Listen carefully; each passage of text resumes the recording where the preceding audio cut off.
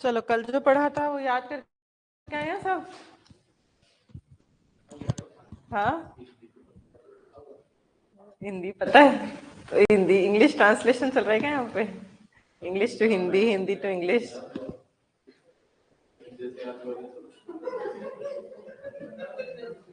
क्या याद नहीं हो रहा? लाइन टू लाइन याद नहीं है तो बच्चों कैसे काम चलेगा?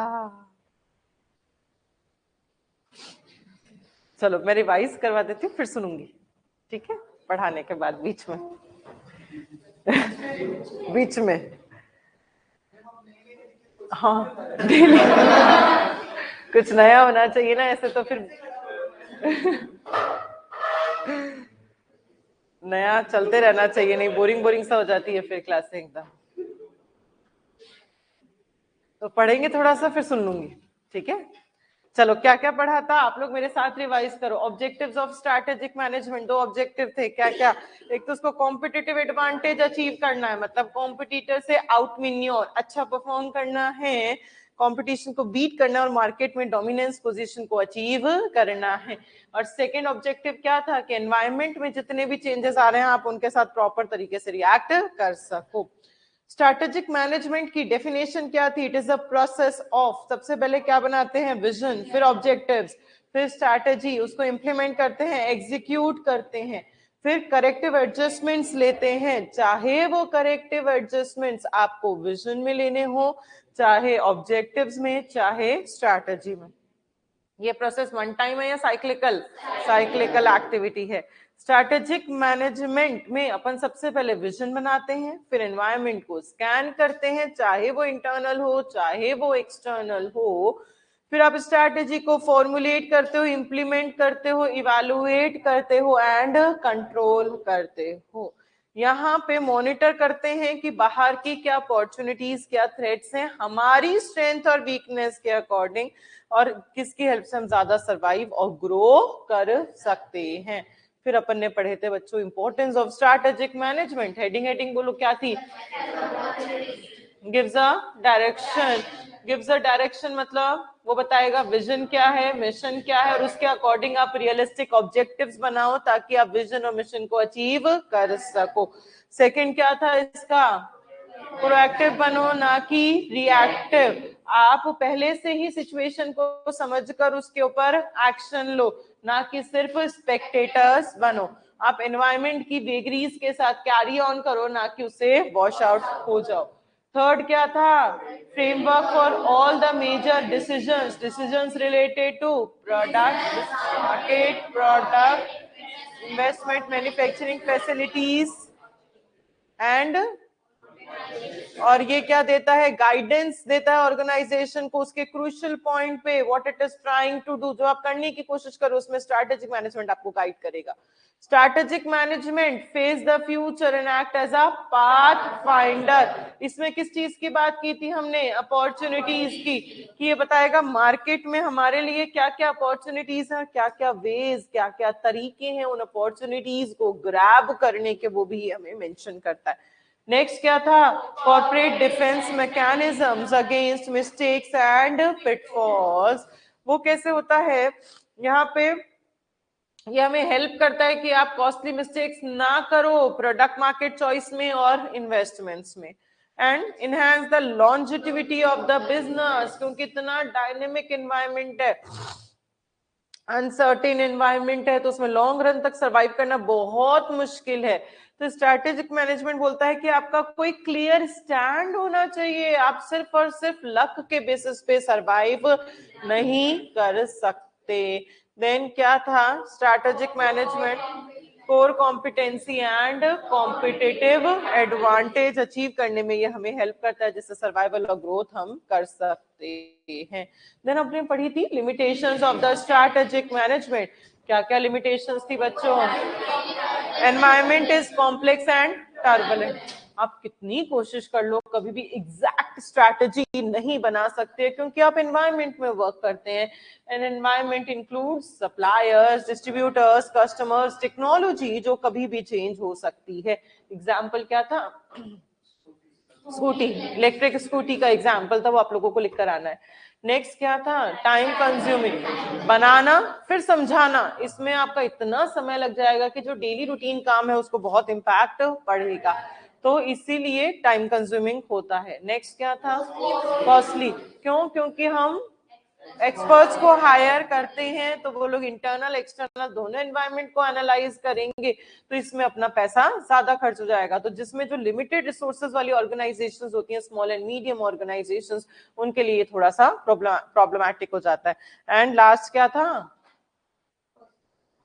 डिफिकल्ट टू प्रिडिक्ट, कि ये प्रिडिक्ट करना बहुत मुश्किल है, कॉम्पिटिटर मेरी स्ट्रैटेजी पे कैसा रिएक्शन देगा, ये अनुमान लगाना बहुत मुश्किल है, क्योंकि आजकल सब लोग स्ट्रैटेजिकली मूव करते हैं।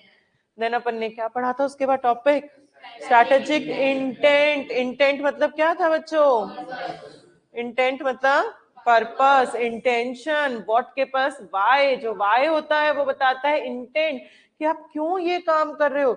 जितना क्लियर आपको वाई का आंसर होगा उतना ज्यादा आप सक्सेस अचीव कर सकते हैं, चाहे आपका कोई भी नेचर हो, कोई भी साइज हो। यहाँ पे ये विजन अचीव करने में हमें हेल्प करता है, ये बताता है ऑर्गेनाइजेशन फ्यूचर में क्या पाना चाहता है, मतलब विजन के लिए हमें क्या करना है वो इंटेंशन से हमें क्लियर होगा।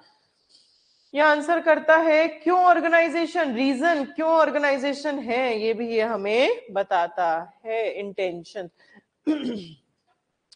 स्ट्रैटेजिक इंटेंट के कुछ कंपोनेंट्स थे, क्या क्या थे, पहला था विजन। विजन मतलब ब्लूप्रिंट, कि कंपनी अपने आप को फ्यूचर में कहां देखना चाहती है, मैनेजमेंट की क्या एस्पिरेशन है, और क्या वो फ्यूचर में बनना चाहते हैं, उसको रिप्रेजेंट किससे किया जाता है, विजन से। और सब लोगों को विजन फॉलो करना पड़ेगा, तभी विजन अचीव हो सकता है। मिशन क्या था, जो बताता है कि अभी मेरा बिजनेस क्या है, गोल क्या है, और उसको मैं कैसे अचीव कर सकती हूँ। मिशन बताता है रीजन, मैं क्यों एग्जिस्ट कर रही हूँ, ताकि जो शेयर होल्डर्स हैं उनको मेरी कंपनी का पर्पस बहुत अच्छे से समझ में आ सके, मेरी कंपनी क्यों एग्जिस्ट करती है। तो विजन बताता है मेरी प्रेजेंट कैपेबिलिटीज के बारे में, मैं क्या एक्टिविटी कर रही हूँ, अभी किस कस्टमर पे मैं फोकस करूँ, ये सारी बातें करंट सिचुएशन के बारे में मिशन आपको एक्सप्लेन करता है।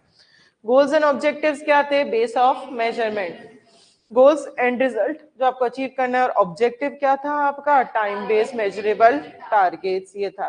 तो ये दोनों एंड रिजल्ट्स हैं जो पर्टिकुलर टाइम पे आपको अचीव करने हैं। जनरली इन दोनों में कोई डिस्टिंक्शन नहीं होता, आप इंटरचेंजेबली गोल्स एंड ऑब्जेक्टिव्स को काम में लेते हैं। Vision, mission, definition and business model, ये चारों तो बताते हैं फिलॉसफी। गोल ऑब्जेक्टिव बताते हैं रिजल्ट, इंटेंशन बताता है पर्पस, और वैल्यू क्या बताता है, ये फाउंडेशन है। आप जितने भी बिजनेस में डिसीजन लेंगे, वैल्यू का बहुत मेजर इंपैक्ट, वैल्यू मतलब आपके जो प्रिंसिपल्स होते हैं उनका बहुत मेजर इंपैक्ट पड़ता है आप जो भी बिजनेस में डिसीजन लेते हैं। अगर किसी ऑर्गेनाइजेशन का कोई प्रिंसिपल, कोई बिलीफ, कोई वैल्यू नहीं है, तो मतलब उसका कोई इंटेंशन नहीं है, उसको नहीं पता कि वो क्यों एग्जिस्ट करता है। तो वैल्यू या वैल्यू सिस्टम, वैल्यू मतलब प्रिंसिपल्स जो हर एक एक्शन को गाइड करते हैं, जो भी आप एक्शंस लेते हैं। कॉलिन्स एंड पोरास कहते हैं कि वैल्यूज जो है वो इनहेरेंट होनी चाहिए। वैल्यूज कभी भी आप कॉम्प्रोमाइज नहीं करोगे, किसी भी सिचुएशन में आप एट एनी कॉस्ट आप अपनी वैल्यू को मेंटेन कर चलोगे। शॉर्ट टर्म बेनिफिट्स के लिए भी आप उसको कभी भी कॉम्प्रोमाइज नहीं करोगे, आप अपने प्रिंसिपल्स को बहुत हमेशा ध्यान रखोगे। ठीक है, तो ये अपन ने कल पढ़ा था। यहां तक किसी को कोई भी डाउट, यहां तक कोई भी डाउट बच्चों? नहीं। क्या क्या कंपोनेंट्स थे स्ट्रैटेजिक इंटेंट के? Vision, mission, goals, objectives and values. Importance क्या क्या थी, हेडिंग बोलो। Gives a direction, proactive instead of reactive, framework for all the major decisions, act as a pathfinder, corporate defense mechanism against mistakes and pitfalls, enhance the longevity of the business and core competency and competitive advantage. Limitations क्या क्या थे strategic management के? Complex, environment is complex, time consuming, costly and difficult to predict the competitors reaction. Clear है? चलो आज अपन ये जो अपन ने कंपोनेंट्स पढ़े हैं, vision, mission, goals, objectives and value, बस यही है इस चैप्टर के अंदर। इन्हीं कोई डिटेल में पढ़ना, इन चारों ही कंपोनेंट्स को, फिर आपका ये चैप्टर पूरा हो जाएगा। चलो हम पढ़ेंगे विजन। विजन का मतलब क्या होता है? Foresee the future in advance. Future को बहुत, मतलब आप 15 साल बाद आप अपने आप को कहाँ देखना चाहते हो, उस चीज को आप इतने एडवांस में जब आप देख लेते हो तो उसे अपन क्या कह देते हैं? विजन कह देते हैं। विजन बताता है road map to the company's future. Company को अगर फ्यूचर में यहाँ पहुंचना है तो इस रास्ते पे चलकर जाना पड़ेगा, तभी आप पहुंच सकते हो। विजन बताता है kind of a company management is trying to create for the future. किस तरह के कि मैं मेरी कंपनी फ्यूचर में बनाना चाहती हूँ, मेरी कंपनी क्या करेगी फ्यूचर में, उसके लिए अपन विजन बनाते हैं। विजन बताता है कंपनी का क्या इंटेंशन, क्या कैपेबिलिटीज हैं to adapt to the new technology. अगर कुछ नया आता है तो क्या कंपनी उसको अडेप्ट कर पा रही है या नहीं कर पा रही है, उसकी कितनी कैपेबिलिटी है। अगर वो, कई बार क्या होता है अपन सोचते हैं अपन नया कुछ अडेप्ट करेंगे पर हमारी कैपेबिलिटी नहीं होती, हमारी क्षमता ही नहीं होती उस चीज को अडेप्ट करने की, तो हम उसको ढंग से इंप्लीमेंट नहीं कर पाते। तो विजन से हमें ये पता चलता है कि कंपनी के क्या इंटेंशंस हैं, क्या कैपेबिलिटीज हैं for the new technology. Vision बताता है मैनेजमेंट की क्या पॉलिसी है towards the customers and the society. आप कस्टमर और सोसाइटी के बारे में सोचते हैं, नहीं सोचते, किसके बारे में ज्यादा सोचते हो, किसके बारे में कम सोचते हो, ये आपको विजन से क्लियर हो जाएगा। तो स्ट्रैटेजिक विजन क्या क्या बताता है? Road map to the company's future. Then ये बताता है हमें कि काइंड ऑफ अ कंपनी, किस तरह की कंपनी मैनेजमेंट फ्यूचर में अपने आप को बनाना चाहती है। ये बताता है हमारा क्या इंटेंशन, क्या कैपेबिलिटीज होंगी for the new technology, and management की क्या पॉलिसीज होंगी towards the customers and the society. Strategic vision के 3 एलिमेंट्स होते हैं, क्या क्या? सबसे पहले आप क्या बनाते हो? मिशन। मिशन आपको क्या बताएगा कि who we are and where we are now. हम अभी कौन एंड कहाँ हैं, हमें सबसे पहले तो ये पता होना चाहिए कि मैं कौन हूं। मैं सीए स्टूडेंट हूं, मैं अभी कहाँ हूं, मेरा अभी जो लेवल है, मतलब मेरा जो दिमाग का लेवल है, मैं 40 मार्क्स वाली बच्ची हूं अभी। मुझे मेरा लेवल पता होना चाहिए, तभी तो मैं डिसाइड कर सकती हूँ मुझे कहाँ तक पहुंचना है, मैं अपना टारगेट डिसाइड कर सकती हूँ। फिर मिशन को बेस मानकर आप ये डिसाइड करते हो वेयर वी आर गोइंग, हमें कहाँ तक जाना है, हमें इस 40 को किस में कन्वर्ट करना है? 80 मार्क्स में। मतलब मुझे इतनी मेहनत करनी है कि मैं 40 से 80 मार्क्स में कन्वर्ट करना है। फिर आपको ये समझ में आ गया कि कहाँ जाना है, तो फिर आप अपना जो विजन बनाया उसको कम्युनिकेट करो, सब लोगों को समझाओ क्लियर शब्दों में कि अपन को 40 से 80 मार्क्स में कन्वर्ट होना है, इसके लिए अपन को इतनी मेहनत करनी पड़ेगी, इतने वर्किंग आवर्स अपन को एक्सटेंड करने पड़ेंगे, अपन को इस चीज पे फोकस ज्यादा करना पड़ेगा, इस चीज की स्ट्रेंथ बढ़ानी पड़ेगी एंड सो ऑन। तो विजन कैसे बनाया जाता है? सबसे पहले आप मिशन स्टेटमेंट बनाते हो जो बताता है आप कौन हो एंड कहाँ हो। फिर उसके बाद क्या होता है, आप मिशन को बेस मानकर देखते हो कि हमें कहाँ जाना है, और फिर उस चीज को क्लियरली सबको समझाते हो कमिटेड टर्म्स में कि लोग एंथुसियाज्म होना चाहिए कि हाँ हम सब उसको अचीव करने की पूरी कोशिश करेंगे। कुछ एग्जाम्पल्स दिए हैं विजन के। बच्चों ये सारे एग्जाम्पल्स हमें लर्न करने हैं, सारे जितने भी नोट्स में लिखे हुए हैं, क्योंकि वो पूछ लेते हैं एग्जाम में कि real life examples of vision बताओ, आईसीआई का बताओ, जो जो इसने कंपनीज दी हैं, क्योंकि मॉड्यूल में उसने यही कंपनीज दी हैं। हेनरी फोर्ड का विजन का एग्जांपल बताओ, एचडीएफसी का, एलआईसी का, तो ये सब हमें लर्न करना है। एक मैं पढ़ा देती हूँ, बाकी आप लोग कल खुद लर्न कर आएंगे। आईसीएआई का विजन क्या है? World becoming leading accounting body, a regulator end developer of trusted and independent professionals with world-class competencies in accounting, assurance, taxation, finance, business, advisory services. ICI का मेन क्या है कि हमें world class leading accounting body बनना है, मतलब दुनिया में सबसे अच्छी accounting body, leading accounting body हमें बनना है।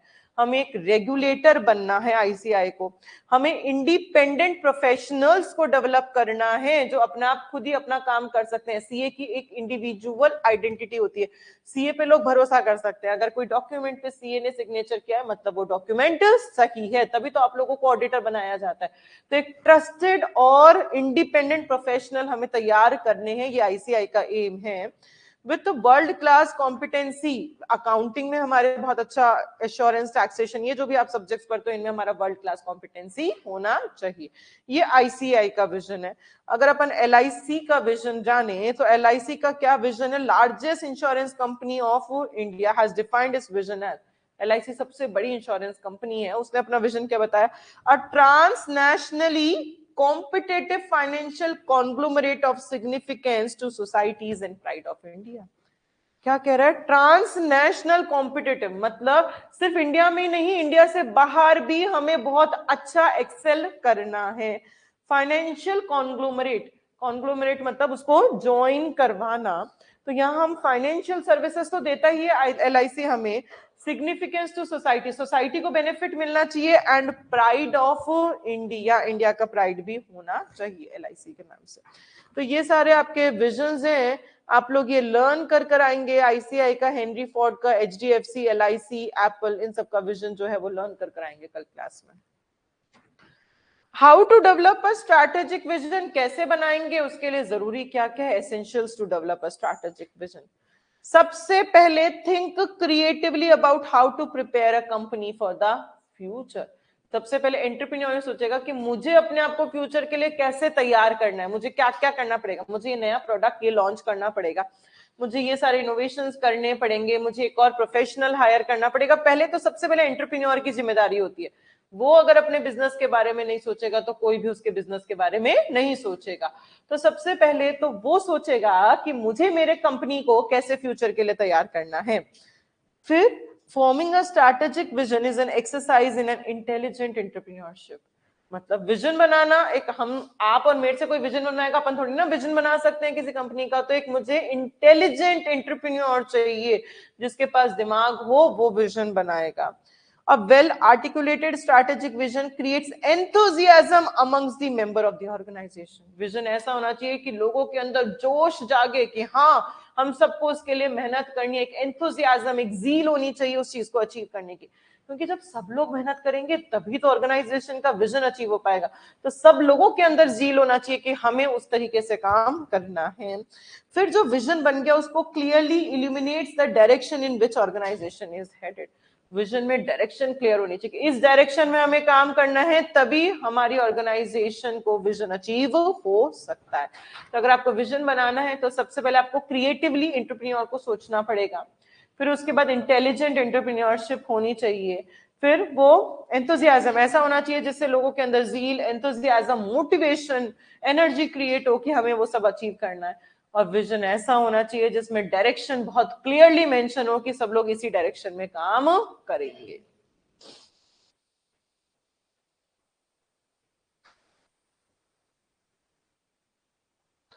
ये हो गया हमारा विजन. रिवाइज करते हैं हमने क्या क्या पढ़ा विजन के अंदर. विजन मतलब क्या होता है? Foresee the future in advance. Vision क्या बताता है? Road map to the company's future. Then kind of a company, किस तरह की कंपनी हम फ्यूचर में अपने आप को देखना चाहते हैं. देन फिर क्या था? कंपनी की क्या इंटेंशंस हैं, क्या कैपेबिलिटीज हैं टुवर्ड्स द न्यू टेक्नोलॉजी, कुछ नया अडेप्ट करने के लिए, एंड कस्टमर्स और सोसाइटी के लिए वो कितने एफर्ट्स लगाते हैं, वो सब विजन में मेंशन होता है. अब स्ट्रैटेजिक विजन के 3 एलिमेंट्स होते हैं. क्या क्या एलिमेंट्स थे? पहला, मिशन बनाओ जो बताएगा आप कहाँ हो और कौन हो और क्या कर रहे हो. मिशन को बेस बनाकर ये डिसाइड करो कहाँ जाना है. फिर वो विजन क्लियरली सबको समझाओ कि सबको इस डायरेक्शन में काम करना है. फिर अपन ने नेक्स्ट टॉपिक क्या पढ़ा? विजन क्या क्या है ICI के, अलग अलग कंपनीज के अपन ने विजन देख लिए. फिर उसके बाद अपन ने क्या पढ़ा यहाँ पे? कैसे बनाओगे vision, essentials of strategic vision. सबसे पहले आप क्रिएटिवली, एंटरप्रेन्योर क्रिएटिवली सोचेगा कि कैसे मुझे फ्यूचर के लिए प्रिपेयर करना है. फिर उसके लिए इंटेलिजेंट एंटरप्रेन्योरशिप लगेगी. विजन ऐसा होना चाहिए जो लोगों के अंदर एंथुसियाज्म, जील, मोटिवेशन, एनर्जी क्रिएट कर सके ताकि लोग उसी डायरेक्शन में काम कर सकें.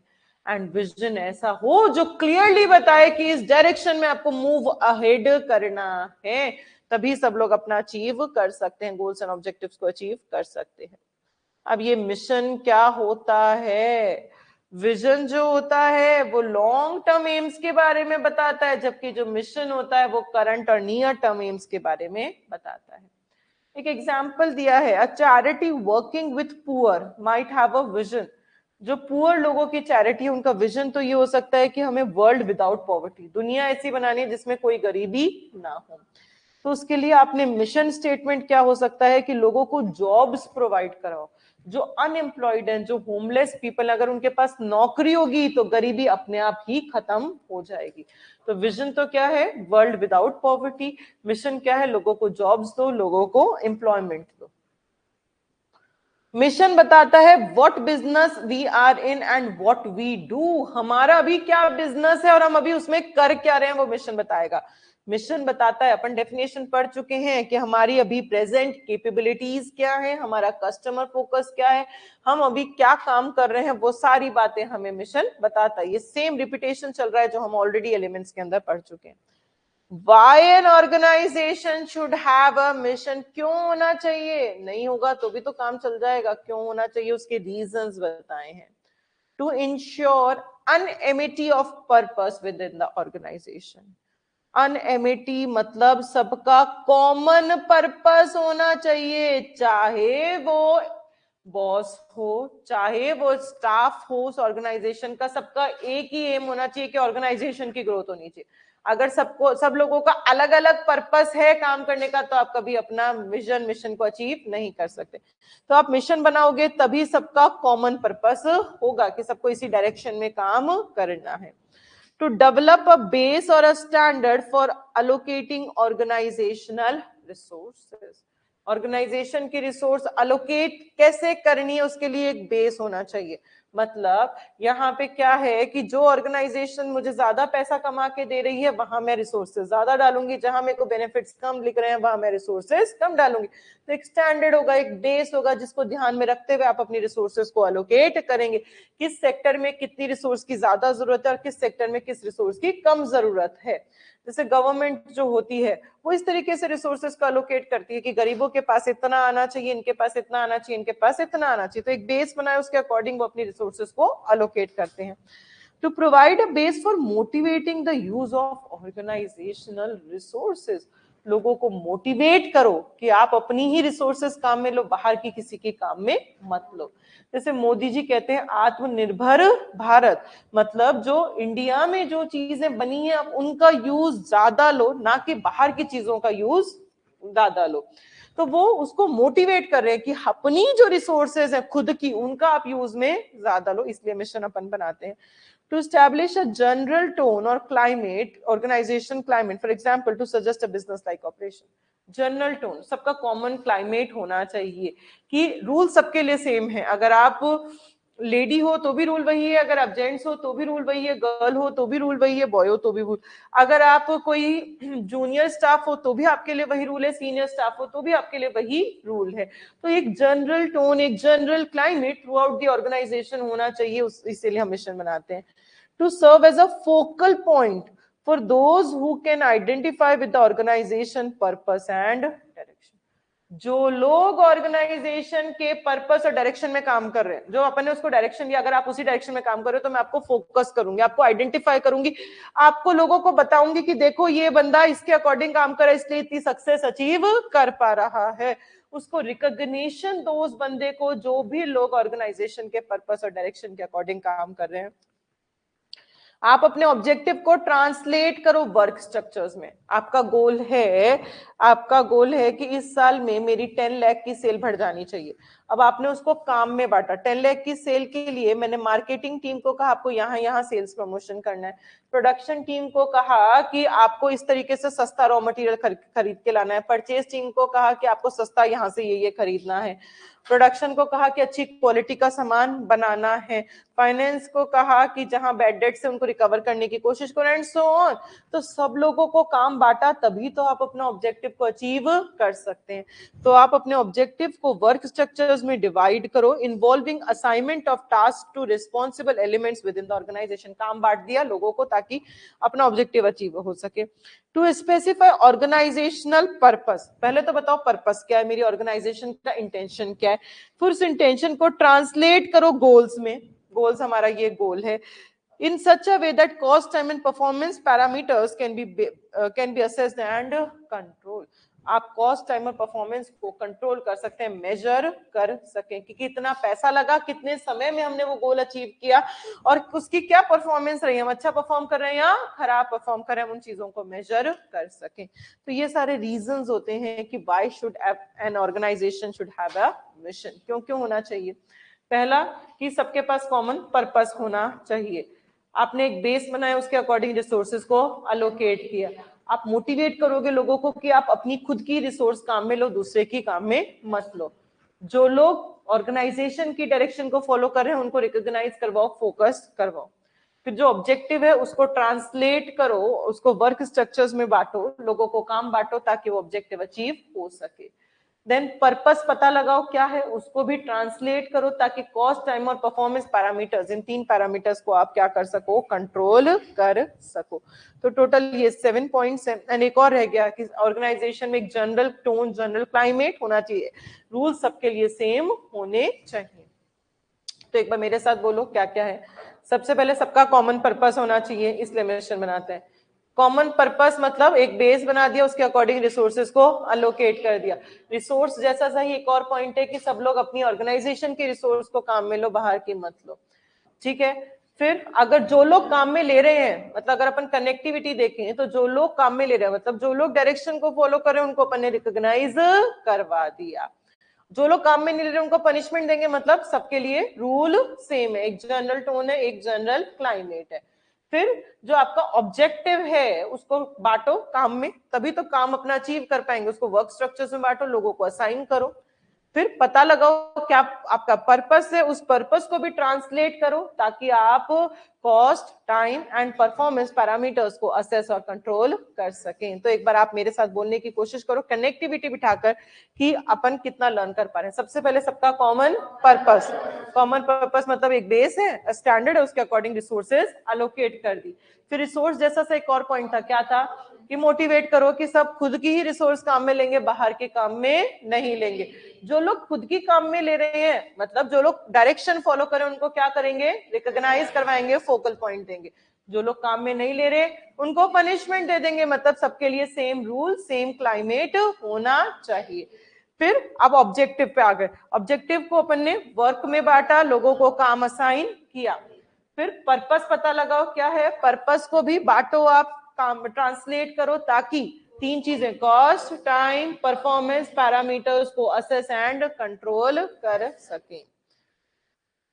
मिशन क्या बताता है, फिलॉसफी ऑफ द ऑर्गेनाइजेशन जो सीनियर मैनेजर को अचीव करनी है। गुड मिशन स्टेटमेंट कैसा होना चाहिए, precise, clear, feasible, distinctive and motivating.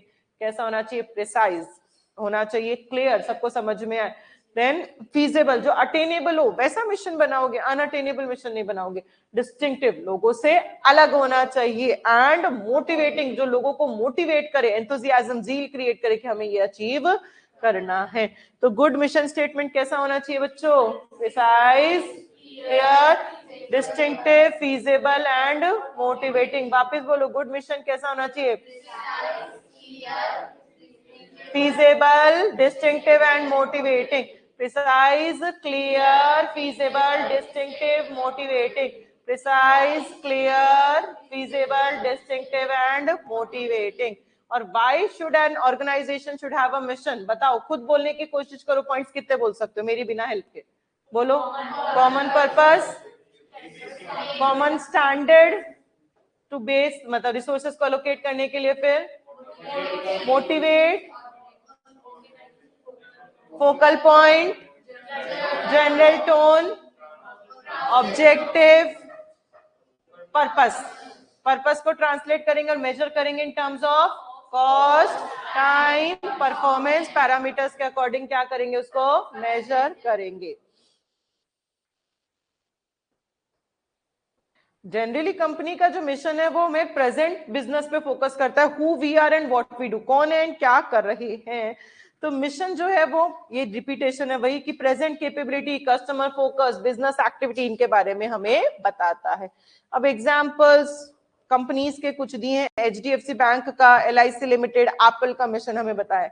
LIC का हमने विजन पढ़ लिया, एलआईसी का मिशन, ये भी आपको लर्न सारे ही करने हैं बच्चों, तीनों के मिशन याद करने हैं।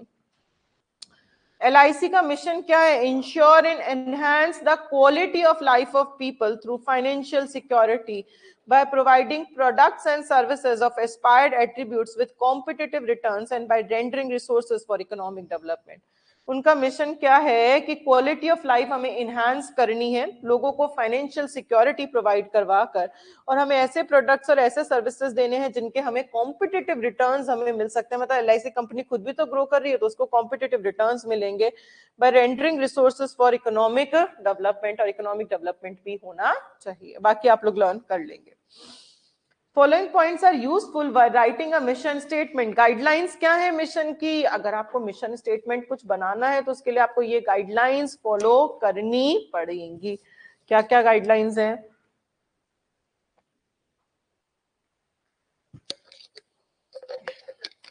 देखो अभी अपन ने किया था गुड मिशन स्टेटमेंट कैसा होना चाहिए, पहले मुझे बताओ। Precise, clear, feasible, distinctive and motivating. Distinctive मतलब अलग, वही पॉइंट है। यहाँ पे मिशन कैसा होना चाहिए? यूनिक होना चाहिए। हर एक ऑर्गेनाइजेशन का मिशन कैसा होना चाहिए? यूनिक होना चाहिए। मिशन कैसा होना चाहिए? जो उस ऑर्गेनाइजेशन को खुद की स्पेशल आइडेंटिटी प्रोवाइड करवा सके। Business emphasis and path for development, one that typically sets it apart from other similar position company, जो दूसरों से अपने आप को अलग कर सके, डिस्टिंक्ट कर सके, मेरी ये स्पेशल आइडेंटिटी है, वो मिशन मुझे बताएगा। अब companies business is defined by, company का बिजनेस क्या होता है? मतलब बिजनेस में आप क्या करते हो? आप लोगों की नीड को, मतलब कंपनी क्या जरूरतें पूरी करता है, जो उसके कस्टमर्स हैं, कौन उसके कस्टमर्स हैं, उनकी क्या जरूरतें, उनको फुलफिल किया जाता है। कंपनी कौन सी टेक्नोलॉजी पे काम कर रही है, कौन सी एक्टिविटी वो परफॉर्म कर रही है। जब आप अपने बिजनेस को समझोगे तभी तो आप अपने मिशन को बना पाओगे। तो मेरा बिजनेस क्या करता है, मेरा बिजनेस की जरूरतें क्या है कि वो कस्टमर्स की रिक्वायरमेंट को फुलफिल करे, नई टेक्नोलॉजी को अडॉप्ट कर सके, और वो कौन सी एक्टिविटीज परफॉर्म करता है। जब मुझे ये तीन बातें समझ में आ जाएंगी तो उसके अकॉर्डिंग मैं यूनिक मिशन बना पाऊंगी, और ऐसा मिशन बना पाऊंगी जो मुझे मेरी स्पेशल आइडेंटिटी प्रोवाइड करा सके, जो दूसरों से अलग है। तो ये तीन गाइडलाइंस होती हैं, ये तीन पॉइंट्स हैं जो मुझे याद रखने हैं जब भी अपन मिशन स्टेटमेंट बनाएंगे। What is our mission and what business are we in? हमारा मिशन क्या है ना, अभी किस बिजनेस में है।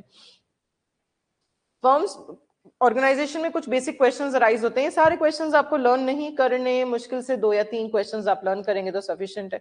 हमारा मिशन क्या है, हमारा अल्टीमेट पर्पस क्या है, what do you want to become, हम क्या बनना चाहते हैं, क्वेश्चंस हैं। हम किस तरह की ग्रोथ अचीव करना चाहते हैं, हम किस तरह की ग्रोथ अचीव करना चाहते हैं, हमारा भी बिजनेस क्या है, whom do we intend to serve, हम कौन से कस्टमर्स ग्रुप को सर्व करना चाहते हैं, हमारा क्या फ्यूचर में बिजनेस हो। ये सारे क्वेश्चंस कंपनी के अराइज होते हैं जिसका उसको आंसर चाहिए होता है। तो इसके लिए वो लोग क्या बनाते हैं, मिशन बनाते हैं। Mission is an expression of growth ambition of the firm, कि फर्म को अपने आप को फ्यूचर में कहां देखना है, कितनी ग्रो करनी है, वो मिशन से बनाते हैं। मिशन एक जस्टिफिकेशन है, आप क्यों हो बताया, अपन ने पढ़ा था ना एलिमेंट्स ऑफ स्ट्रैटेजिक इंटेंट में, मिशन ने रीजन बताया था कि क्यों आप सर्वाइव करते हो, उसका रीजन, ताकि शेयर होल्डर्स को पर्पस समझ में आए ऑर्गेनाइजेशन का क्या। तो मिशन जो है वो जस्टिफाई करता है आपकी प्रेजेंस को, कि आप क्यों प्रेजेंट हो, उसको मिशन जस्टिफाई करता है। क्या मिशन एक कॉन्फिडेंशियल अफेयर होना चाहिए? हाँ या ना? कॉन्फिडेंशियल मतलब, कॉन्फिडेंशियल मतलब सीक्रेट। क्या मिशन सीक्रेट होना चाहिए? हाँ या ना? इसमें नो लिखा है तो हम भी नो बोल देंगे। सबको पता होना चाहिए। अगर सीक्रेट है, टॉप मैनेजमेंट सिर्फ खुद को बना के खुद के पास रख रहा है, तो लोगों को पता ही नहीं है, तो लोग उस डायरेक्शन में काम ही नहीं कर सकते। जब काम ही नहीं करेंगे तो आप अपना विजन को अचीव नहीं कर सकते। तो मिशन कभी भी सीक्रेट नहीं होता, कॉन्फिडेंशियल अफेयर नहीं होता है। जितने टॉप मैनेजर बनाता है और वो सबको क्लियरली समझाता है। बस the mission is a grand design of the firms future, mission जो है वो ग्रैंड डिजाइन है फर्म्स फ्यूचर का।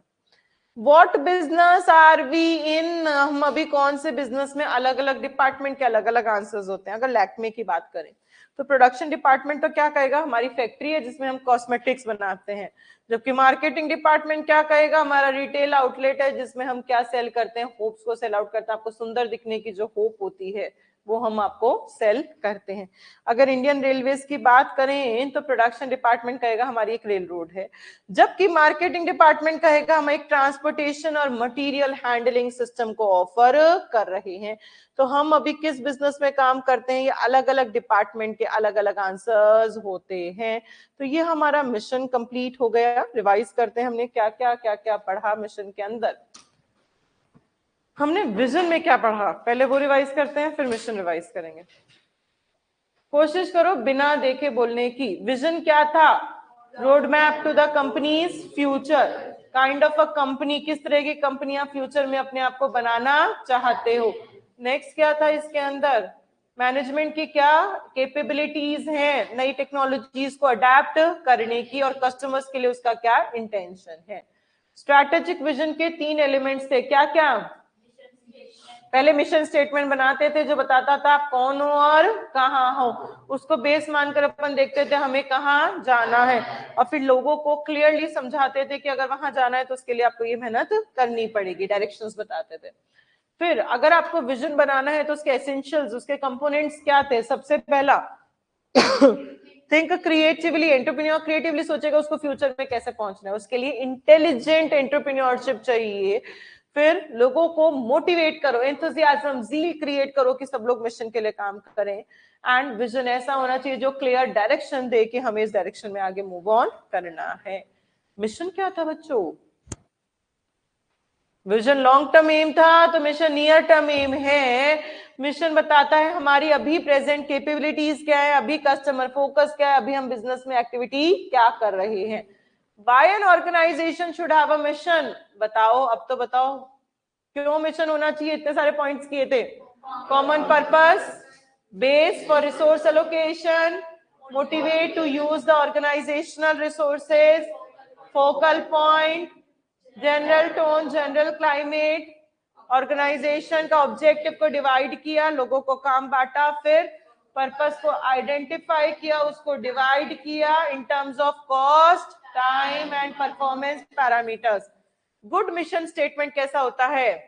Precise, clear, feasible, distinctive and motivating. ठीक है, और अगर आपको मिशन बनाना है तो उसके लिए गाइडलाइंस क्या थी? मिशन कैसा होना चाहिए? जो आपको एक अपनी स्पेशल आइडेंटिटी प्रोवाइड करा सके, जो लोगों से अलग हो।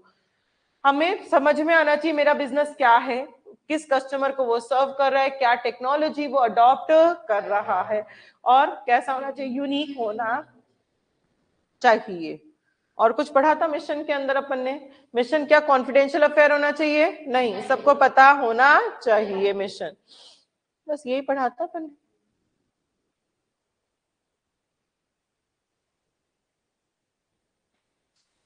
चलो नेक्स्ट टॉपिक अपन पढ़ेंगे goals and objectives.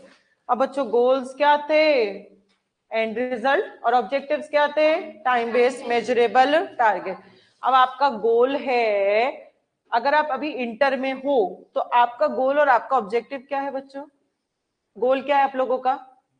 Inter clear करना, एंड रिजल्ट है। और ऑब्जेक्टिव क्या हो सकता है?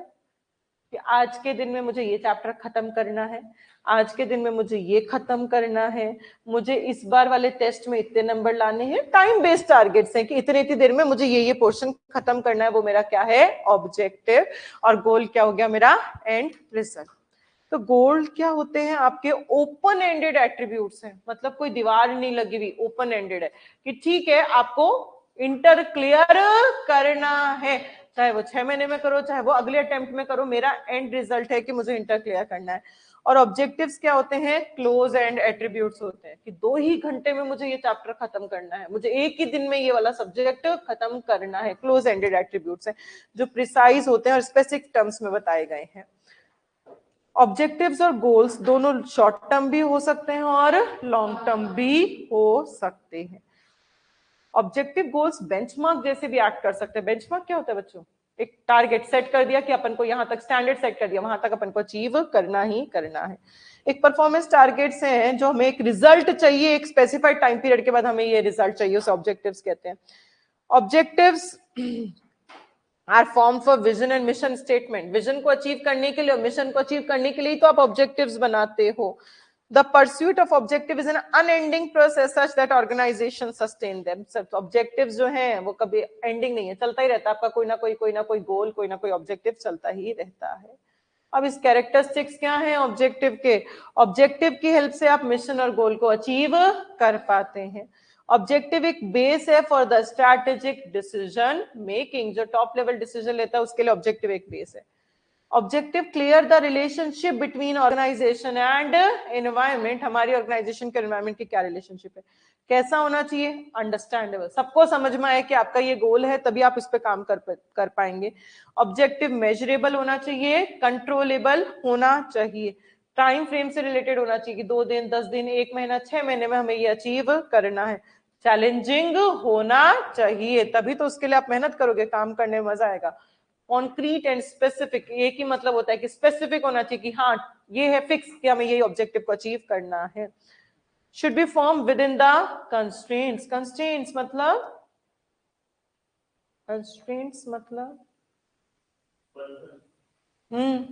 तो लिमिटेशंस में रहते हुए आप ऑब्जेक्टिव डिसाइड करते हो.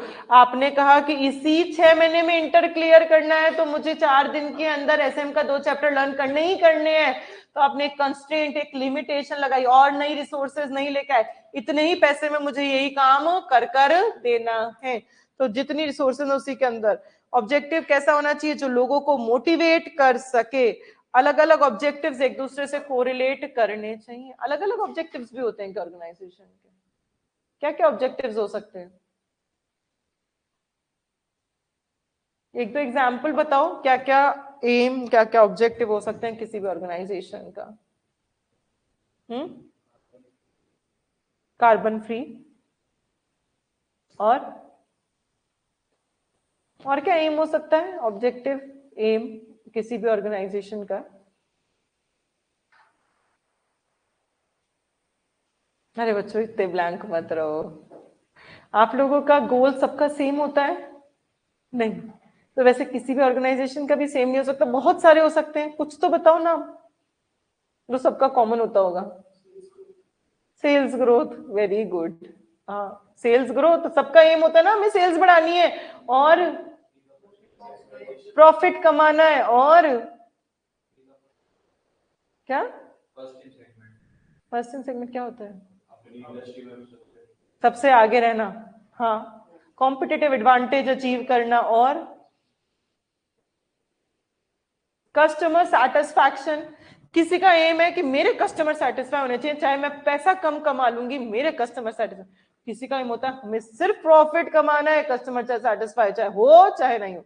जो उन्होंने बताया कार्बन फ्री सोशल ऑब्जेक्टिव कि मेरा एम है सोसाइटी का वेलफेयर होना चाहिए, सोसाइटी को नुकसान नहीं होना चाहिए. कई कंपनीज का एम होता है नेशनल ऑब्जेक्टिव, कंट्री के बारे में सोचते हैं, लोगों को एम्प्लॉयमेंट क्रिएट करनी है ताकि कंट्री का फायदा हो सके. तो अलग अलग ऑब्जेक्टिव्स ऑर्गेनाइजेशन के हो सकते हैं, तो सारे कोरिलेट होने चाहिए, एक दूसरे से लिंक्ड होने चाहिए जितने भी आपके ऑब्जेक्टिव्स हैं ऑर्गेनाइजेशन के. Objective should be set within the constraints of organisational resources and environment. ये दोनों पॉइंट्स एकदम सेम है.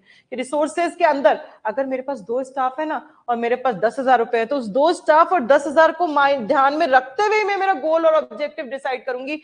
ऐसा नहीं है मैंने कोई ऐसा गोल बना लिया जिसमें 1 लाख रुपए चाहिए तो वो 1 लाख रुपए नहीं आ सकते. तो within the constraints of the organisation में रहते हुए हमें ऑब्जेक्टिव को डिसाइड करना है. तो क्या क्या कैरेक्टरिस्टिक्स हैं ऑब्जेक्टिव के? ऑब्जेक्टिव की हेल्प से आप मिशन और गोल को अचीव कर सकते हैं. ऑब्जेक्टिव बताता है रिलेशनशिप ऑर्गेनाइजेशन की और एनवायरमेंट की क्या है. ऑब्जेक्टिव स्ट्रैटेजिक डिसीजन मेकिंग में हेल्प करता है. ऑब्जेक्टिव कैसा होना चाहिए? जो अंडरस्टैंडेबल, सबको समझ में आए, मेजरेबल होना चाहिए, आसानी से मेजर कर सको, टाइम फ्रेम से रिलेटेड होना चाहिए, चैलेंजिंग होना चाहिए, स्पेसिफिक होना चाहिए, कंस्ट्रेंट्स में रहते हुए आप ऑब्जेक्टिव बनाओगे, लोगों को मोटिवेट करना चाहिए और एक दूसरे से कोरिलेट होना चाहिए. तो वापस बोलो क्या क्या क्या क्या कैरेक्टरिस्टिक्स हैं ऑब्जेक्टिव के? वे मिशन एंड गोल अचीव करने में हेल्प करता है, डिसीजन मेकिंग में हेल्प करता है, एनवायरनमेंट और ऑर्गेनाइजेशन की रिलेशनशिप बताता है. फिर कैसे कैसे होना चाहिए? Understandable, measurable, time frame, challenging, motivating, constraints, within the constraints of the organisation objective आपका होना चाहिए. और कैसा होना चाहिए बच्चों objective? Related to the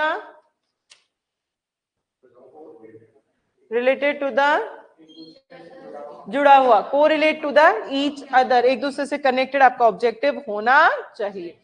organisation के दोनों ऑब्जेक्टिव्स हो सकते हैं, शॉर्ट टर्म भी हो सकते हैं तो लॉन्ग टर्म ऑब्जेक्टिव्स भी हो सकते हैं। देखो किसी भी ऑर्गेनाइजेशन के दो ऑब्जेक्टिव्स होते हैं, स्ट्रैटेजिक एंड फाइनेंशियल। फाइनेंस मतलब सिर्फ पैसा कमाना, प्रॉफिट कमाना। स्ट्रैटेजिक ऑब्जेक्टिव मतलब पैसा तो कमाना ही है, यहाँ पे भी मेरा एम प्रॉफिट तो, बट मेरा कस्टमर भी सेटिस्फाई होना चाहिए, मेरी अच्छी परफॉर्मेंस भी होनी चाहिए, इनोवेशन भी होना चाहिए। तो आप लोग बताओ मुझे किस पे ज्यादा फोकस करना चाहिए, स्ट्रैटेजिक या फाइनेंशियल? स्ट्रैटेजिक पे। सिर्फ पैसे कमाने पे ध्यान मत दो, पैसा तो कमाओ प्लस उसके साथ आप कस्टमर्स को भी सेटिस्फाई कराओ, इनोवेशन भी करो, प्रमोशन भी करो, तो आपका स्ट्रैटेजिक ऑब्जेक्टिव पे कंपनी ज्यादा फोकस करती है। चाहे स्ट्रैटेजिक हो चाहे फाइनेंशियल हो, दोनों ऑब्जेक्टिव्स आपके शॉर्ट टर्म भी हो सकते हैं और लॉन्ग टर्म भी हो सकते हैं। लॉन्ग टर्म ऑब्जेक्टिव्स क्या क्या हो सकते हैं? अगर आपको लॉन्ग टर्म ऑब्जेक्टिव को अचीव करना है तो लॉन्ग टर्म ऑब्जेक्टिव इन 7 एरियाज में अचीव किया जा सकता है। आप लोग इसमें से 3 से 4 नाम याद कर लेना, क्या क्या ऑब्जेक्टिव्स हो सकते हैं लॉन्ग टर्म। प्रॉफिट का हमारा एम हो सकता है, प्रोडक्टिविटी का, कॉम्पिटिटिव पोजीशन अचीव करनी है, अभी आप लोगों ने मुझे बताया था ये सब, public responsibility, technology leadership, employ के साथ अच्छे रिलेशनशिप होने चाहिए। और objectives, long term objective generally 2 to 5 years में अचीव किए जाते हैं। तो ये तो बताया क्या क्या ऑब्जेक्टिव हो सकता है हमारा, प्रॉफिट ज्यादा होना चाहिए, प्रोडक्टिविटी अच्छी होनी चाहिए, कॉम्पिटिटिव पोजीशन अचीव करोगे, एम्प्लॉय का डेवलपमेंट होना चाहिए, टेक्नोलॉजी में अच्छी होने चाहिए, पब्लिक रिस्पॉन्सिबिलिटी, सोशल वेलफेयर भी होना चाहिए। ऑब्जेक्टिव्स की क्वालिटीज क्या होती है, कैसा होना चाहिए? एक्सेप्टेबल, जो सब लोग एक्सेप्ट कर सकें, फ्लेक्सिबल, चेंज कर सकते हो टाइम के साथ, मेजर कर सकते हो, जो अपन ने पढ़ा ना, should be understandable, motivating, challenging, should be related to the time frame, वही सारे पॉइंट्स वापस आ गए यहाँ पे, मोटिवेट, सूटेबल, अंडरस्टैंडेबल, अचीवेबल, ऐसा आपका ऑब्जेक्टिव होना चाहिए। यहाँ पे एग्जाम्पल दिया है, ऑब्जेक्टिव क्या हो सकता है, हमारी असेट्स बढ़े, सेल्स बढ़े, प्रॉफिट बढ़े, मार्केट शेयर बढ़े। शॉर्ट रन ऑब्जेक्टिव आइडेंटिकल होना चाहिए लॉन्ग रन का। अगर आपको लॉन्ग टर्म ऑब्जेक्टिव है कि हर साल मेरा 15 लाख का प्रॉफिट होना चाहिए, तो शॉर्ट टर्म ऑब्जेक्टिव क्या होगा कि इस साल मेरा 15 लाख का प्रॉफिट होना चाहिए। तो जब शॉर्ट टर्म ऑब्जेक्टिव अचीव करोगे तभी आप अपना लॉन्ग टर्म ऑब्जेक्टिव को अचीव कर पाओगे। ऑब्जेक्टिव्स की हेल्प से ये सारे बेनिफिट्स मिलते हैं ऑर्गेनाइजेशन को। क्या क्या बेनिफिट्स मिल रहे हैं? ऑब्जेक्टिव्स डायरेक्शन देते हैं हमें कि हमें 15 लाख प्रॉफिट चाहिए तो हमें इस डायरेक्शन में काम करना है। अलाउ सिनर्जी, सिनर्जी मतलब टीम वर्क, लोग मिलजुल कर काम करेंगे उस ऑब्जेक्टिव को अचीव करने के लिए। स्टैब्लिश प्रायोरिटीज, हमारी प्रायोरिटी क्या है? अगर 15 लाख का प्रॉफिट चाहिए तो मुझे इस सेक्टर पे ज्यादा ध्यान देना पड़ेगा और इस सेक्टर पे कम।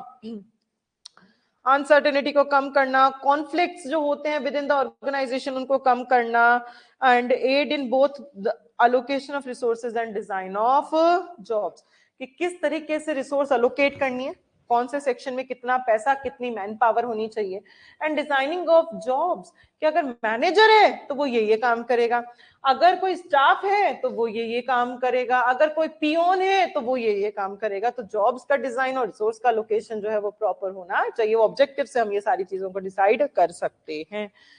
तो हमने क्या क्या पढ़ लिया गोल्स एंड ऑब्जेक्टिव्स के अंदर? क्या थे बच्चों गोल्स? गोल्स आपके ओपन एंडेड एट्रीब्यूट्स थे और ऑब्जेक्टिव्स क्या थे? क्लोज एंडेड एट्रीब्यूट्स जो प्रिसाइज थे, एग्जैक्ट थे आपके। तो दोनों हो सकते हैं, शॉर्ट टर्म और लॉन्ग टर्म। ऑब्जेक्टिव्स को अपन बेंचमार्क भी कह सकते हैं, परफॉर्मेंस टारगेट्स भी कह सकते हैं, जो एक टाइम पीरियड के बाद आपको अचीव करना है। ऑब्जेक्टिव अचीव करोगे तभी आप अपना विजन और मिशन को अचीव कर पाओगे। कैरेक्टरिस्टिक्स क्या थे ऑब्जेक्टिव के? मिशन एंड विजन को अचीव करने में हेल्प कर रहा है, डिसीजन लेने में हेल्प कर रहा है, चैलेंजिंग होना चाहिए, अंडरस्टैंडेबल होना चाहिए, मोटिवेटिंग होना चाहिए, time frame, constraints and correlate, interrelated with each other होना चाहिए। ऑब्जेक्टिव्स शॉर्ट टर्म भी हो सकते हैं और लॉन्ग टर्म भी। दो तरह के ऑब्जेक्टिव थे, स्ट्रैटेजिक एंड फाइनेंस। फाइनेंस मतलब पैसा कमाना और स्ट्रैटेजिक मतलब profit plus customer satisfaction, innovation, performance, सब कुछ आपका अच्छा होना चाहिए। तो जनरली ऑर्गेनाइजेशन किस पे फोकस करती है ज्यादा? स्ट्रैटेजिक पे, ना कि फाइनेंशियल पे। चाहे स्ट्रैटेजिक हो चाहे फाइनेंशियल, दोनों शॉर्ट टर्म भी हो सकते हैं और लॉन्ग टर्म भी। लॉन्ग टर्म ऑब्जेक्टिव क्या क्या हो सकता है? प्रॉफिट ज्यादा, प्रोडक्टिविटी ज्यादा, कॉम्पिटिशन अच्छा, एम्प्लॉयमेंट का डेवलपमेंट होना चाहिए। उसकी क्वालिटीज क्या क्या है लॉन्ग टर्म ऑब्जेक्टिव की? Understandable, measurable, achievable, flexible, constraints में बना हुआ रहेगा, जो भी मोटिवेटिंग, जो भी वहां पॉइंट्स पड़े थे वो यहाँ आ गए। और कुछ एग्जांपल्स बताओ लॉन्ग टर्म ऑब्जेक्टिव के, like sales growth, growth in profit, growth in assets etcetera. और शॉर्ट टर्म ऑब्जेक्टिव अचीव करोगे तभी आप अपना लॉन्ग टर्म ऑब्जेक्टिव अचीव कर पाओगे। ऑब्जेक्टिव की हेल्प से आपको क्या क्या बेनिफिट्स मिले, क्या क्या डायरेक्शन मिली हमें, किस डायरेक्शन में हमें काम करना है, और क्या क्या बेनिफिट्स मिले अगर आपने ऑब्जेक्टिव बनाया है। तो आपको सब लोग मिलजुल कर काम कर रहे हैं, प्रायोरिटीज डिसाइड कर पा रहे हैं, अनसर्टेनिटी को कम कर पा रहे हैं, कॉन्फ्लिक्ट्स कम कर पा रहे हैं, and allocation of resources and job design करने में भी हमें हेल्प करता है। क्लियर? तो हमने 3 टॉपिक्स पढ़ लिए, कौन से? Vision, mission, objectives. एक बार ये रिवाइज करते हैं, फिर वैल्यूज पढ़ेंगे अपन। विजन क्या था बच्चों? Road map to the company's future, kind of a company management is trying to create, then management की क्या इंटेंशंस, क्या कैपेबिलिटीज हैं फॉर द टेक्नोलॉजी, एंड और क्या था इसके अंदर? कस्टमर्स और सोसाइटी के लिए उसका क्या फोकस है, कितना फोकस करता है। इसके 3 एलिमेंट्स थे, क्या क्या? सबसे पहले मिशन बनाते हो जो बताएगा कौन हो और कहाँ हो, फिर उसको बेस मानकर देखोगे कहाँ जाना है, और मिशन कैसा होना चाहिए जो क्लियरली डायरेक्शन बताएगा। एसेंशियल्स क्या थे विजन के? Think creatively, intelligent, entrepreneurship, motivation, enthusiasm, zeal create करेगा, और डायरेक्शन देगा लोगों को किस डायरेक्शन में सबको काम करना है। मिशन क्या था? मिशन आपको अपनी present capabilities, customer focus, target customers and business activity के बारे में बताता है। Why an organization should have a mission? क्यों होना चाहिए? Common purpose, base for resource allocation, motivate to use the organizational resources, focal point, general climate, ये 5 तो याद है। फिर ऑब्जेक्टिव्स को डिवाइड किया, पर्पस पता लगाया, उसको डिवाइड किया इन terms of cost, time, performance, parameter. Good mission statement कैसा होना चाहिए? Clear, precise, distinctive, flexible and motivating होना चाहिए। क्या मिशन एक कॉन्फिडेंशियल अफेयर है? नहीं, मिशन कॉन्फिडेंशियल अफेयर नहीं है। गाइडलाइंस क्या होती है मिशन अगर आपको लिखना है तो कैसा होना चाहिए? कुछ पॉइंट्स ध्यान रखने हैं। कैसा होना चाहिए मिशन? जो यूनिक आइडेंटिटी, स्पेशल आइडेंटिटी मुझे प्रोवाइड करवा सके, जो मेरे को दूसरों से अलग करे, वो मुझे समझा सके मेरी ऑर्गेनाइजेशन किस कस्टमर को फोकस करती है, कौन सी टेक्नोलॉजी को अडॉप्ट करती है और किस एक्टिविटी में वो काम करती है, and should be unique to the organisation. Then अपन ने पढ़ा गोल्स एंड ऑब्जेक्टिव्स। क्या होते हैं बच्चों goals? Goals open ended, objectives close ended. Performance targets एक टाइम पीरियड के बाद आपको अचीव करना है। इन दोनों को अपन बेंचमार्क भी कह सकते हैं। इन दोनों की हेल्प से अपन विजन और मिशन को भी अचीव कर सकते हैं। कैरेक्टरिस्टिक्स क्या हैं आपके ऑब्जेक्टिव्स एंड गोल्स के? विजन मिशन को अचीव करना, डिसीजन मेकिंग में हेल्प करना, एनवायरमेंट और बिजनेस के बीच में रिलेशनशिप को एस्टैब्लिश करना, फिर अंडरस्टैंडेबल होना चाहिए, मोटिवेटिंग होना चाहिए, time frame, constraints, inter related, challenging, ऐसा मिशन होना, वो सॉरी ऑब्जेक्टिव होना चाहिए। ऑब्जेक्टिव दोनों हो सकते हैं, स्ट्रैटेजिक और फाइनेंशियल।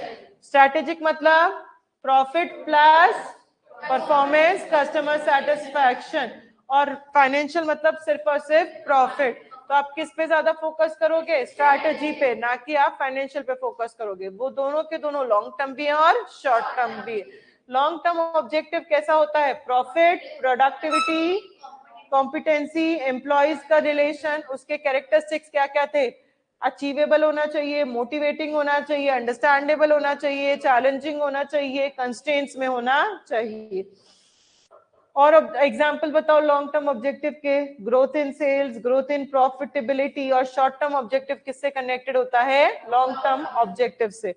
और लॉन्ग टर्म ऑब्जेक्टिव से हमें क्या क्या बेनिफिट्स मिला? डायरेक्शन समझ में आती है किस में काम करना है, सिनर्जी, लोग मिलजुल कर काम कर रहे हैं, मिलजुल कर काम कर रहे हैं तो जो कॉन्फ्लिक्ट्स हो रहे हैं वो कम होते जा रहे हैं, रिसोर्स एलोकेशन प्रॉपर हो रहा है, किसका क्या काम है वो समझ में आ रहा है, कॉन्फ्लिक्ट्स कम हो रहे हैं, प्रायोरिटीज डिसाइड हो पा रही है कि किस प्रायोरिटी की क्या ज्यादा प्रायोरिटी है। नेक्स्ट कंपोनेंट स्ट्रैटेजिक इंटेंट का अपन पढ़ेंगे, दैट इज वैल्यूज। क्या थी बच्चों वैल्यूज का मतलब?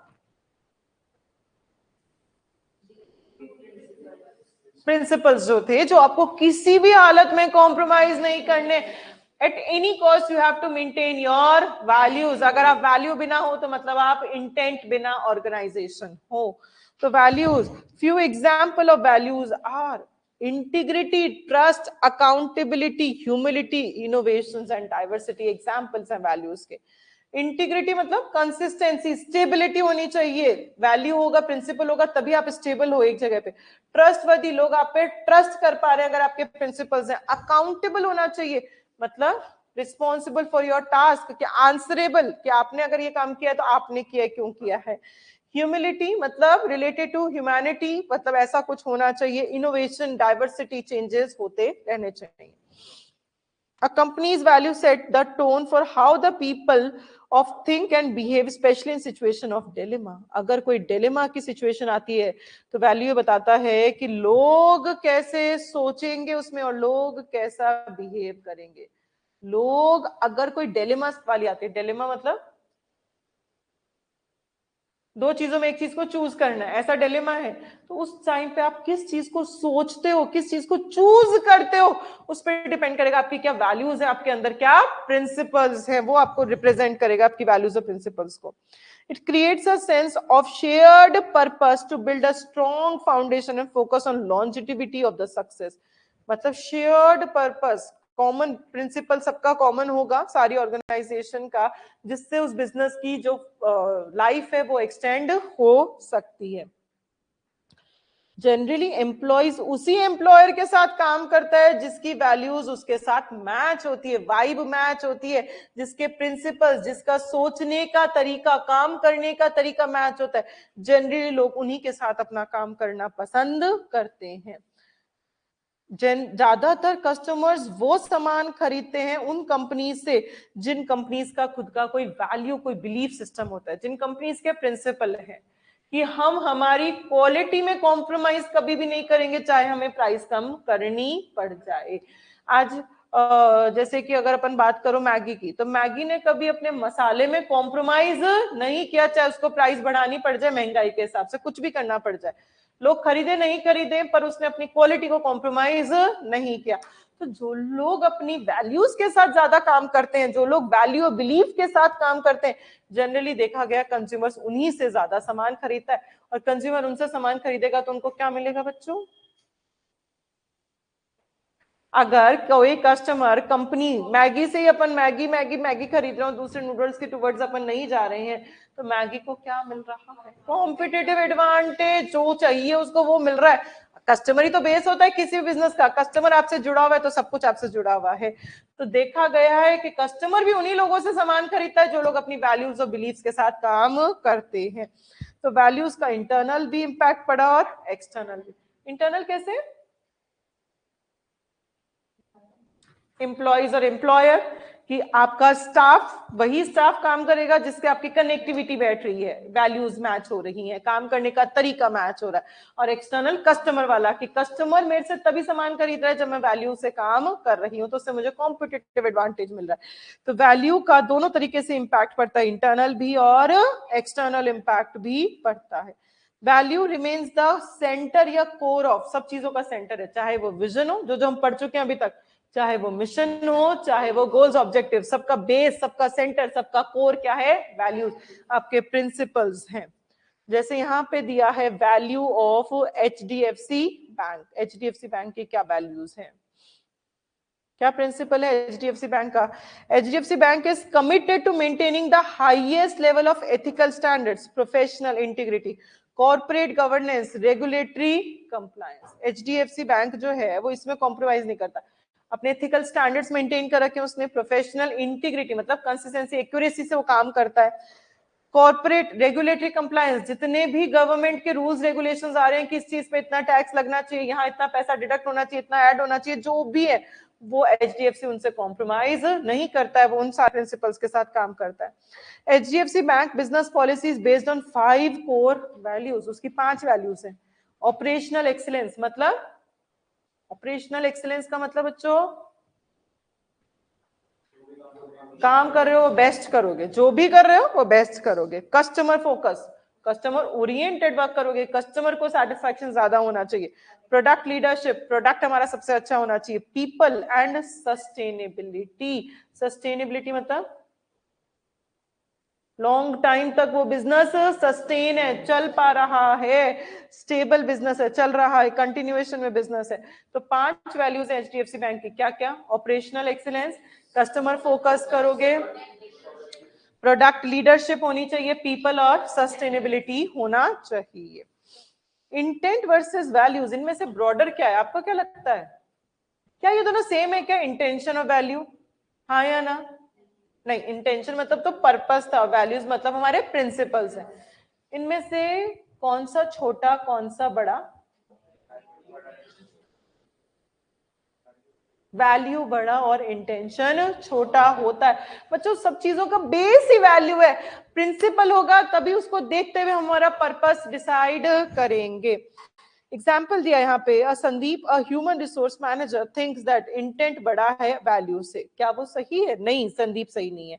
एज वैल्यूज और इंटेंट दो अलग अलग कंसेप्ट है। इंटेंट का मतलब बिजनेस का पर्पस क्या, और वैल्यू का मतलब आपका प्रिंसिपल क्या है, जो गाइड करेगा, जितने भी आप बिजनेस में डिसीजन ले रहे हैं उसको वो गाइड करेगा।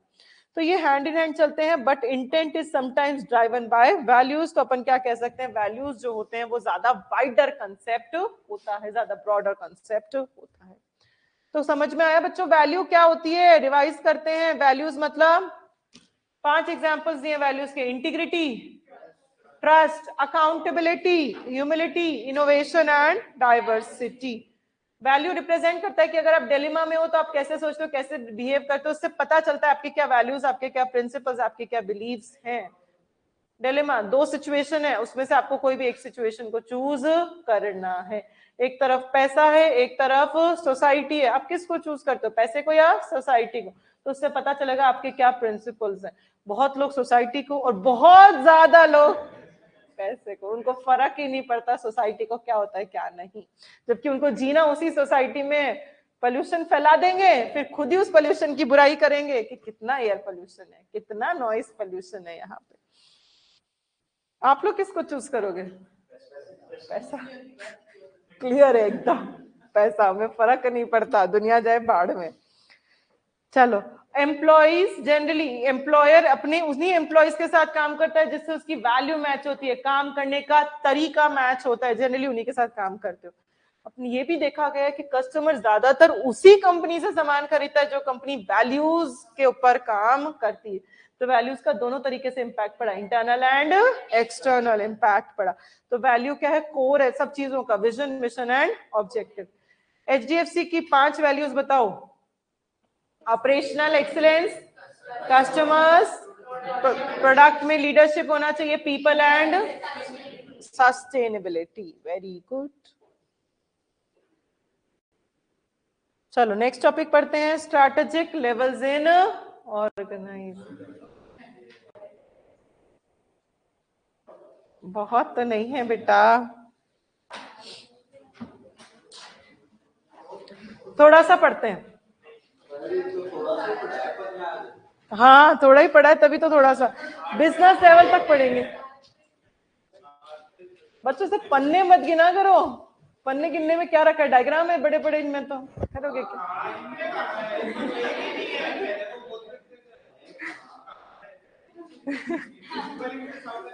मेरी आंखों से देखो, सारे डायग्राम ही डायग्राम दिखेंगे। थोड़ा सा ये पढ़ा है, जो पढ़ाऊंगी ना अभी वो अब 7 से 10 भी हो गए, 7 से 10 पन्ने हो गए।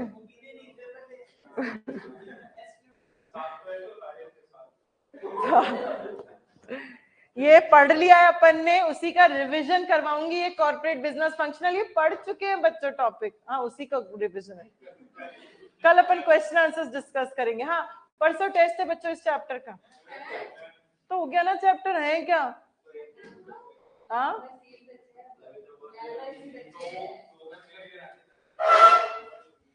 ये तो मैं 5 मिनट में करा दूंगी जो टॉपिक बचा है, क्योंकि मैं करा चुकी हूँ ऑलरेडी आप लोगों को। कल क्वेश्चन आंसर्स करेंगे अपन। परसों टेस्ट है आप लोगों का इस चैप्टर का बच्चों।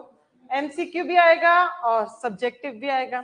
अब एमसीक्यू में 15 नहीं देती, एग्जाम में तो 15 मार्क्स के एमसीक्यू आएंगे और 35 मार्क्स का थ्योरी आएगा, 50 मार्क्स का एसएम आएगा एग्जाम में। एग्जाम में 50 मार्क्स का एसएम आएगा, उसमें से 15 मार्क्स के आपके लगभग एमसीक्यू आएंगे और 35 मार्क्स के आपका थ्योरी आएगा, सब्जेक्टिव आएगा। मैं ऐसा नहीं देती पेपर, मैं मुश्किल से 4 या 5 आपको दूंगी एमसीक्यू और बाकी मार्क्स का मैं दूंगी पेपर सब्जेक्टिव। पेपर अच्छा खासा लेंदी पेपर आएगा, 1.5 घंटे का पेपर होगा, 50 मार्क का पेपर होगा आप लोगों का। लेंदी पेपर होगा, लेंदी मतलब पूरा 1.5 घंटा लग जाएगा, आता होगा लिखने में तो, और नहीं आता होगा तो 5 मिनट में भी पेपर आपका हो जाएगा। तो अच्छे से लर्न करना है। बीकॉम वाली लैंग्वेज बिल्कुल भी नहीं लिखनी है, क्योंकि मैं जब कॉपियां चेक करती हूँ तो बहुत शांति से कॉपियां चेक करती हूँ, खूब समय देती हूँ आपकी कॉपी को, एक लाइन पढ़ती हूँ सब बच्चों की, स्पेलिंग मिस्टेक तक भी मैं मार्क करती हूँ कि यहाँ पे ये गलती थी, यहाँ पे ये गलती थी, यहाँ पे ये। फिर आप सेंटेंस रिपीट करते हो तो मैं वो भी मार्क करती हूँ। फिर मैं क्या करती हूँ, क्लास में सुनाती हूँ आपको ही आपका सेंटेंस, तो आप लोग ताकि ये पता लगा सके अगर ऐसा सेंटेंस रिपीटेशन होगा तो सुनाना ही पड़ेगा ना कि भाई कर क्या रहे हो, पन्ने ही थोड़ी ना बनने हैं। देखो कोई फर्क नहीं पड़ता कि मार्क्स कितने का क्वेश्चन आ रहा है, 1 नंबर का आ रहा है या 6 नंबर का, इससे कोई फर्क नहीं पड़ता। फर्क इससे पड़ता है कि आप क्या लिख रहे हो। अगर आप 6 नंबर में भी 2 लाइनें लिखोगे, सपोज कोई 2 ही लाइनों का कंटेंट है, तो उसमें भी आपको 6 में से 6 मिल जाएंगे। ऐसा नहीं होता 6 नंबर के लिए 6 पन्ने ही भरने जरूरी नहीं होते। पर अगर 1 नंबर का और वो 3/4 पेज का है तो उसको 3/4 लिखना पड़ेगा। ऐसा नहीं 1 नंबर का तो 1 लाइन लिख दी तो नंबर मिल गया, नहीं, वो पूरा लिखोगे तो ही वो नंबर मिलता है, नहीं तो वो नंबर नहीं मिलता है। तो पूरा याद करना है, बहुत अच्छे से सब कुछ याद करना है। छोटा सा तो चैप्टर है आज, तो कुछ भी कहीं से भी आ सकता है, ऑलमोस्ट पूरा ही चैप्टर आ जाएगा, 50 नंबर में तो बचेगा ही नहीं इस चैप्टर में कुछ भी। हाँ तो बहुत अच्छे से लाइन टू लाइन सबके सारे पॉइंट्स खूब खूब खूब अच्छे से याद करने, इसलिए मैंने आज ही बता दिया, नहीं तो कल बता देती कि कल टेस्ट है। तो आज पढ़ लो, आपके पास टाइम है, परसों टेस्ट है। अब अपन पढ़ेंगे strategic levels in organisation. 3 levels होते हैं, corporate, business and functional.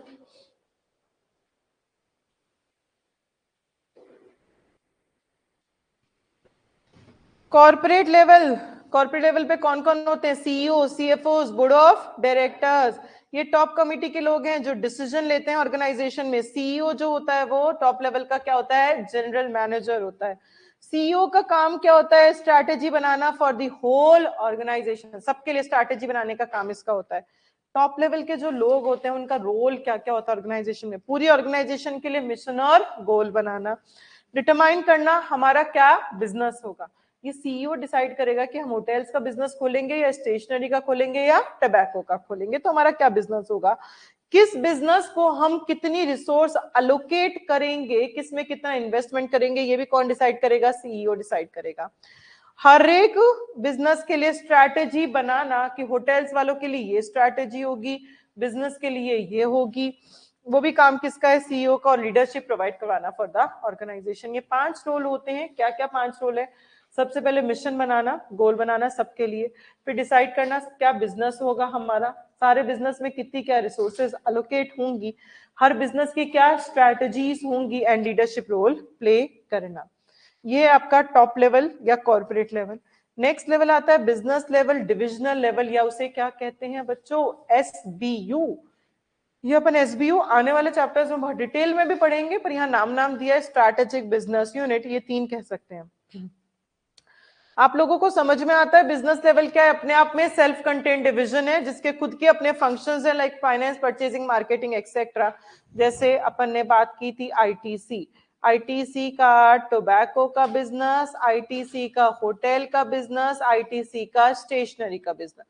Tobacco के प्रोडक्शन मार्केटिंग फाइनेंस, होटल के प्रोडक्शन मार्केटिंग फाइनेंस, और स्टेशनरी का प्रोडक्शन मार्केटिंग फाइनेंस। तो ये अपने आप में सेल्फ कंटेन्ड डिवीजन है और जिसके खुद के अपने फंक्शंस हैं।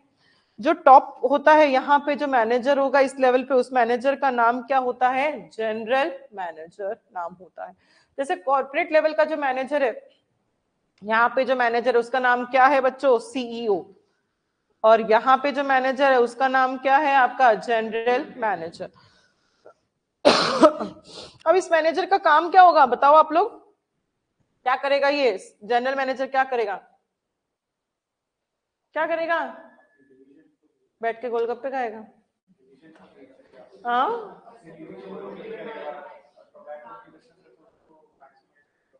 जो टॉप लेवल ने जो स्ट्रैटेजी बनाकर दी थी उसको अपने डिवीजन के अकॉर्डिंग ट्रांसलेट करेगा ताकि वो अपने डिवीजन को आगे एक्सेल करवा सके। तो उसका काम क्या? ट्रांसलेट करना, जो भी स्टेटमेंट, जो भी इंटेंशन टॉप लेवल से आया उसको अपने डिवीजन के अकॉर्डिंग ट्रांसलेट करना।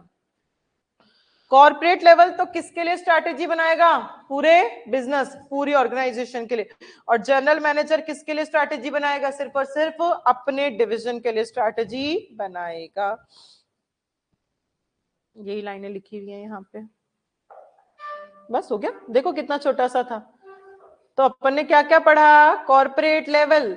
कॉर्पोरेट लेवल पे कौन कौन होते हैं? CEO, CFO, board of directors, ये लोग डिसीजन लेते हैं। टॉप लेवल के लोग होते हैं, पूरी ऑर्गेनाइजेशन के लिए क्या करते हैं? यहाँ पे स्ट्रैटेजीज बनाई जाती हैं।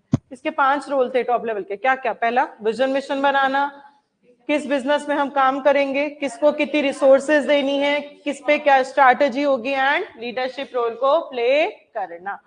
देन डिविजनल लेवल क्या था? अपने आप में सेल्फ कंटेंट डिवीजन जिसके खुद के डिपार्टमेंट्स हैं, like production, marketing, finance, HR.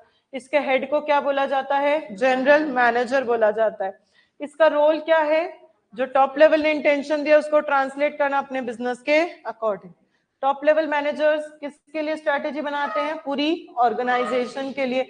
और जनरल लेवल मैनेजर्स किसके लिए स्ट्रैटेजी बनाते हैं? अपने डिवीजन के लिए, अपने बिजनेस के लिए सिर्फ स्ट्रैटेजी बनाते हैं। चलो ये फंक्शनल लेवल कल कर लेंगे, ठीक है? आप खुश?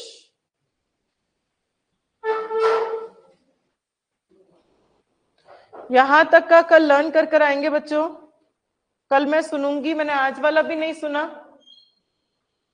तो हम दोनों दिन का सुनेंगे एक साथ। आज वाला और जो कल पढ़ाया था वो भी दोनों दिन का कल एक साथ सुनेंगे, ठीक है?